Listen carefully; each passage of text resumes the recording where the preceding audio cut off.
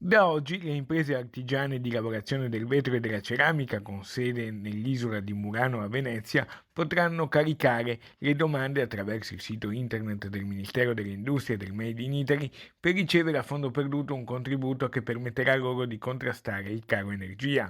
Lo stanziamento per un importo complessivo di 1,5 milioni di euro risale ai mesi scorsi, ma ora sono finalmente operative le procedure per l'erogazione. Da oggi le aziende di Murano possono finalmente fare la domanda per accedere al 1,5 milioni di finanziamento nato con il mio emendamento nella legge di bilancio. Per presentare le domande le aziende avranno tempo fino al 18 maggio, la soddisfazione della sezione vetro di Confindustria.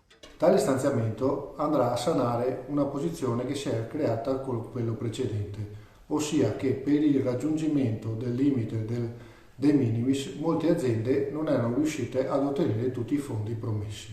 Anche dall'amministrazione comunale arriva un plauso importante. Le aziende del comparto di Murano, dopo essersi risollevate dal periodo del Covid, con questi soldi faranno fronte anche al problema energivoro che in questo momento è la cosa più importante da risolvere. Comunque c'è tanta speranza e tanta voglia di riuscire a riprendere la normalità.